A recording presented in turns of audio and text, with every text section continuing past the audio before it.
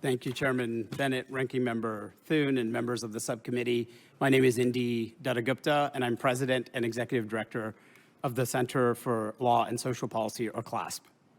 I'm honored to come before you to discuss the bipartisan, quarter-century history and extraordinary track record of the child tax credit. I've been working on policies to reduce poverty for nearly 2 decades. As professional staff on the Ways and Means Committee from 2007 through 2010, I worked on a bipartisan basis to reduce the tax credit's discriminatory treatment against people when their incomes are low.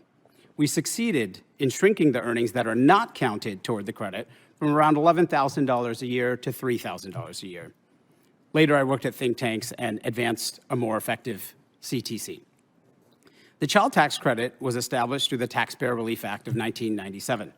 The credit was the culmination of recommendations made by the National Commission on Children that were embraced by both Republicans and Democrats.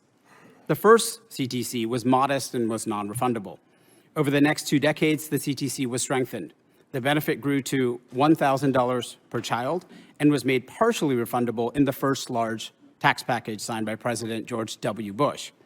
However, the CTC ignored the first $10,000 in earnings, so a full-time minimum wage worker with 2 children received just $45. She would not get the full credit until she worked the equivalent of more than 2 full-time minimum wage jobs. During the 2007 through 2009 financial crisis, bipartisan legislation lowered the earnings threshold to $3,000 temporarily, so this minimum wage worker could now receive $1,725. On a bipartisan basis, this provision was extended multiple times and then made permanent in 2015 alongside various corporate tax cuts, including the R&D tax credit. President Trump's 2017 tax law increased the credit to $2,000 per child and lowered the earnings threshold to $2,500. In 2021, the American Rescue Plan Act's child tax credit 1-year expansion led to all-time lows in child poverty, as well as in racial disparities in child poverty, with little or no undesirable effects. Key to this impact was full refundability, which helped include those families that would most benefit from an income boost and ensure that they got an equal benefit. Unfortunately, policymakers didn't extend this historic investment, and millions of families have struggled as a result. The United States is the only Western industrialized nation that doesn't have a child allowance policy or some other universal public benefit for families raising children. Those are not my words, but the words of the 1991 National Commission on Children, which included 12 Reagan and Bush appointees. These appointees unanimously recommended something like the American Rescue Plan's child tax credit. At the end of 2025, major provisions of the Trump tax law, including those that expanded the child tax credit, expire. This creates an opportunity to establish and improve CTC, drawing on decades of evidence.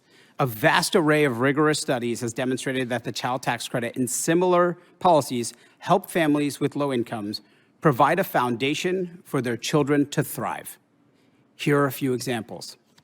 Children whose mothers received payments from the Mother's Pension Program a century ago lived 1 year longer, obtained 1/3 more years of schooling, were less likely to be underweight, and had higher income in adulthood compared to children whose mothers' applications were rejected.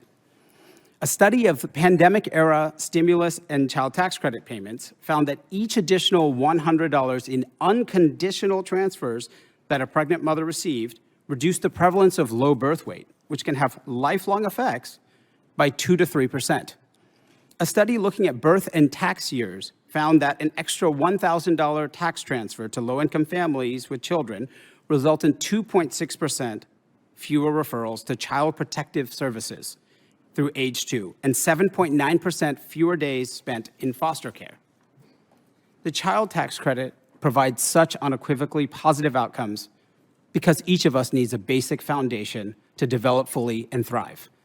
A modest income floor allows parents to invest more in their children and reduce their own stress, in turn likely improving parent-child interactions. An expansive child tax credit offers enormous gains. Researchers calculate that a permanent version of the ARPA child tax credit would return more than $9 to society for each dollar spent, with little to no harmful consequences. If policymakers can come together and establish a permanent and equitable child tax credit, our entire nation will become more just and prosperous.